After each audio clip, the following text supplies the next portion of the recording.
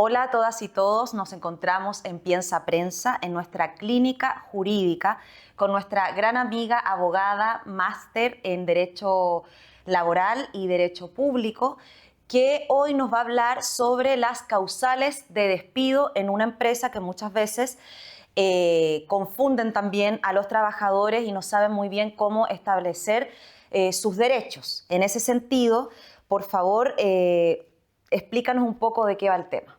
Qué importante, muchas gracias Florencia, qué importante partir diciendo que estas clínicas jurídicas van dirigidas a las y los trabajadores. Por eso hoy día nosotros siempre hemos querido traducir de forma más coloquial y hoy día nos vamos a esforzar para que las y los trabajadores de todo Chile nos puedan comprender de forma mucho más fácil y bajar el derecho en una sintonía mucho más coloquial y con menos trabas y lenguaje jurídico. Es cierto esto de la importancia de el término de la relación laboral y de la estabilidad en el empleo. Y aquí sí solamente voy a nombrar los artículos que me parecen importantes para que los trabajadores también puedan seguirnos. El artículo 159 habla del término del contrato y señala que una de las primeras causales es el mutuo acuerdo entre las partes. El segundo es la renuncia del trabajador, que esta debe ser comunicada, notificada 30 días antes, Florencia, la muerte del trabajador, también el vencimiento del plazo y el caso fortuito y la fuerza mayor que se dio mucho en la pandemia. No sé si te acuerdas que muchos de los empleadores utilizaron esa causal para poner término de las circunstancias laborales en esta pandemia que fue a nivel mundial. Entonces cortaban el contrato utilizando la causal de caso fortuito y fuerza mayor. Pero también tenemos en el artículo siguiente, que es en el 160, causales que no dan derecho a indemnización. Estas causales que no dan derecho a indemnización son tremendamente importantes que los trabajadores y las trabajadoras las conozcan. Como por ejemplo estas conductas indebidas graves, y ahí también está el acoso sexual, el abuso sexual, la falta de probidad, también que el empleador, o sea que el trabajador haya hecho un giro del negocio de la empresa, del empleador, la no concurrencia del empleador, del trabajador sin previo aviso, abandono del trabajador del puesto de trabajo, actos u omisiones, lo quiero leer, o imprudencias temerarias que afecten la seguridad de la empresa, el perjuicio material que genera el trabajador, pero de forma intencionada, ¿no? Queriendo dejarle una intención de destruir materialmente situaciones que suceden en la empresa, de mi primera chamba, ¿no? Es como medio jocoso el TikTok que hay, pero ahí no hay una intención. Aquí lo que dice el Código Civil es que tiene que haber una intencionalidad de generar un perjuicio mayor. Y la última y más destacada es el incumplimiento de las obligaciones graves del empleador, del trabajador, relativas al contrato. Y esta es la más utilizada en términos de las desvinculaciones que existen. Pero también encontramos en el artículo 161 las necesidades de la empresa. Yo creo que esta es la más escuchada y la más utilizada. Las necesidades de la empresa dice relación con que el empleador hace una reducción de personal, pero siempre tiene que ser fundada esta relación, ¿no? Ya, perfecto. Estamos con Cecilia Toro, ella es experta en Derecho Laboral y Derecho Público y nos está explicando en el fondo cómo el trabajador, trabajadora enfrenta un despido en una empresa y cuáles son las herramientas que puede utilizar. Y en este sentido, ¿qué pasa si el trabajador, por ejemplo, termina su contrato por incumplimiento de las obligaciones del contrato? ¿Se puede o no despedir a un trabajador en esa situación? Qué importante pregunta, porque es muy demasiado identificar, o sea, importante identificar la causal de despido, ¿ya?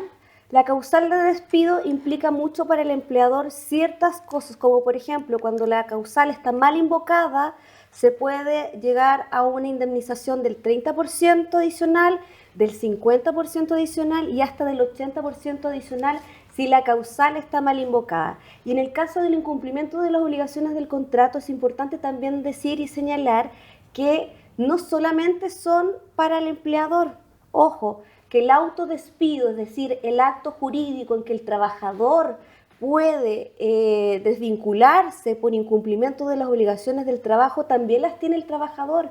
Y esa es una figura que requiere evidentemente de una asesoría de un experto en derecho laboral, porque requiere de ciertas figuras y formalidades, como por ejemplo hacer una carta nombrando la causal de por qué el trabajador se está autodespidiendo, ¿no?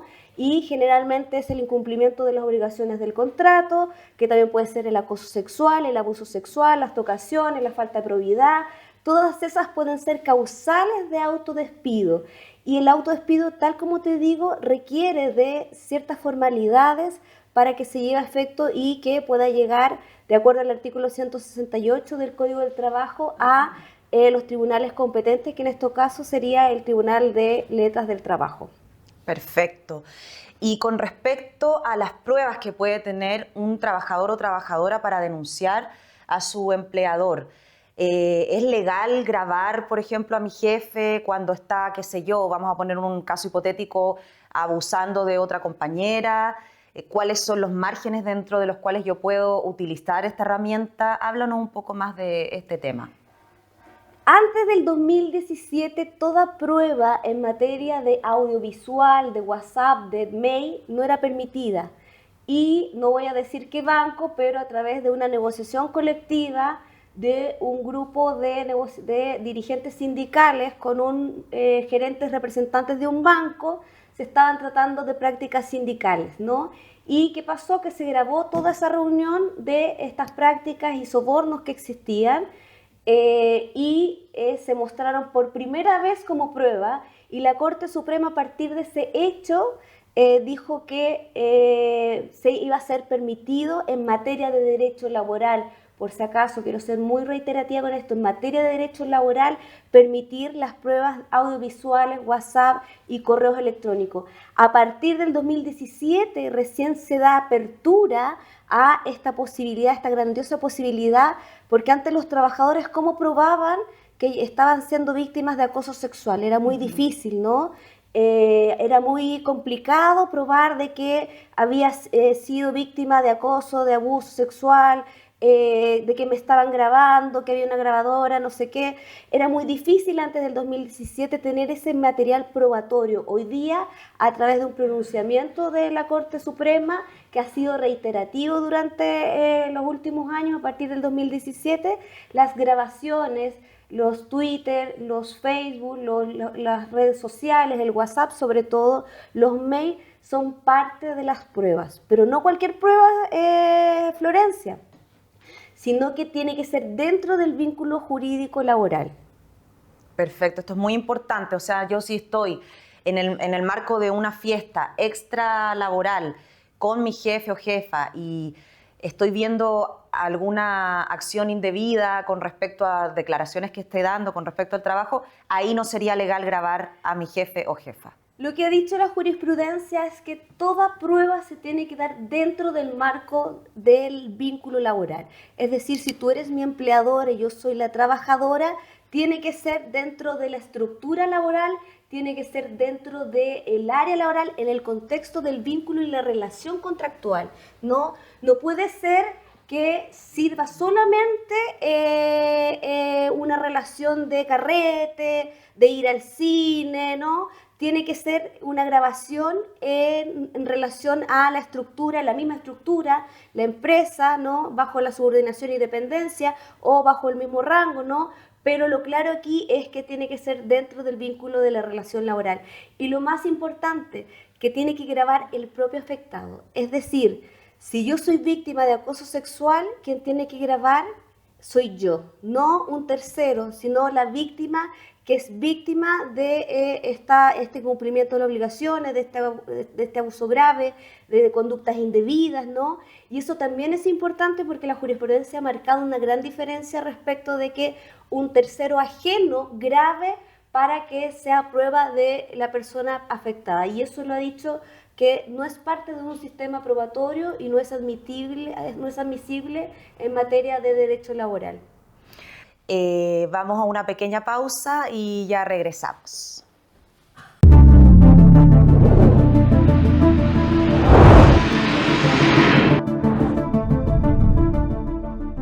Estamos de vuelta en nuestra clínica jurídica con Cecilia Toro, abogada experta en materia de derecho laboral y derecho público.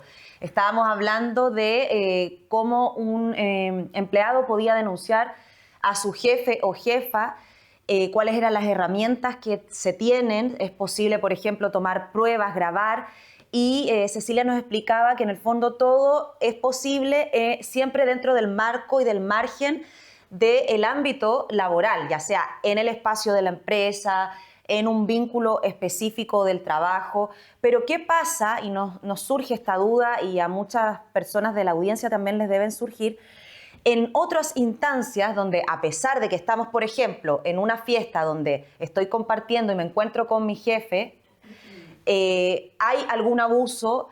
¿Qué pasa en ese ámbito? Porque en el fondo yo sigo siendo una subordinada, aunque esté fuera de la empresa. La relación, el vínculo real se mantiene. Entonces, ¿cómo opera ahí la justicia?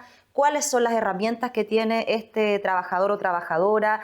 También que nos des tu opinión de cómo eso se ha tratado, ese tema, hacia dónde va. Háblanos un poco más de esto. Yo entiendo perfectamente la pregunta desde la simetría que se da respecto del jefe con el subordinado, ¿no?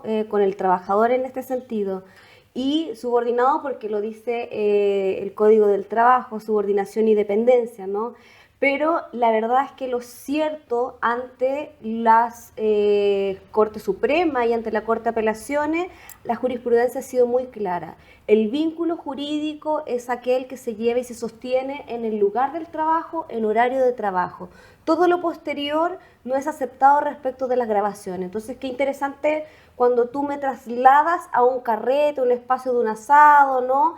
Y suceden también estas asimetrías o estos abusos del empleador con respecto del trabajador o de la trabajadora en caso de abuso o acoso sexual. Pero lamentablemente no hemos avanzado, y aquí también habría que hacerle un llamado al Poder Legislativo de legislar de una vez por todas en materia de resguardo a las mujeres, sobre todo en materia de acoso y abuso sexual en espacios como estos, porque efectivamente lo que tú dices es todo un acierto. No se pierde el vínculo laboral si es que yo voy a carretear, sigue siendo mi jefe, ¿no? Pero lo que te dice la jurisprudencia es respecto de la dignidad, el respecto de la honra, respecto de la vida privada del empleador fuera del horario de oficina, ¿no? Y por eso hemos avanzado también muy poco en materia de legislación y cambio de la modernización del Código del Trabajo. Acordémonos que recién hablamos de que desde el 2017 recién se permitió las grabaciones en relación de el sindicato laboral con un banco, ¿no? Y recién desde ahí se empieza a dar la discusión. Y esto doctrinariamente ha sido un gran debate que se ha dado en todos los espacios habidos y por haber, que ojalá por favor se pudiera transmitir esto en un código, en una ley que se pudiera traspasar o incluir en el Código del Trabajo.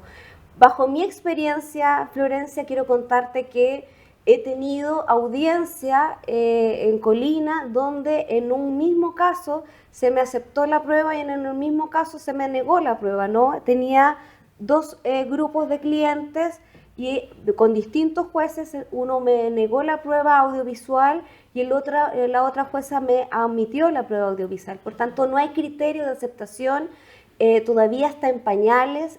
Creo que en regiones todavía esto no está muy interiorizado y por eso la importancia de traducirle a las y los trabajadores que la jurisprudencia, la Corte Suprema ha admitido, ha aceptado que a través de grabaciones, a través de WhatsApp, a través de mail, sean pruebas fidedignas para exponerlo en el caso y obviamente que se dé una situación de igualdad ante la ley y que pueda también el trabajador defenderse de acuerdo a las pruebas que tiene y sostiene, ¿no? Perfecto, pero ¿cuál es tu opinión personal con respecto a cómo debería evolucionar un poco este tema? Porque nos estás dando como cuenta de que queda muy a la subjetividad del juez de turno cómo evalúa o no esta prueba. Entonces, ¿qué debería hacer o hacia dónde debería ir esta legislación? Yo creo que la Corte Suprema ha encaminado un buen rumbo respecto de la aceptación de las grabaciones y lo que tenemos que hacer aún más es a través del Poder Legislativo regularizarlo y ya transmitirlo, o sea, transformarlo a nivel de ley, ¿no?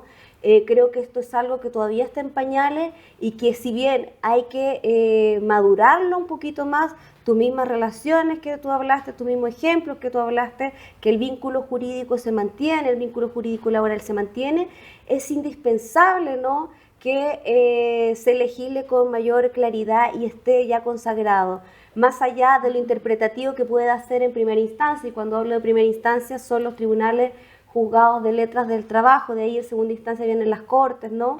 Y que en primera instancia se sepa y se unifique esto, que todavía ha costado que nos acepten ya de forma generalizada el tema de las grabaciones.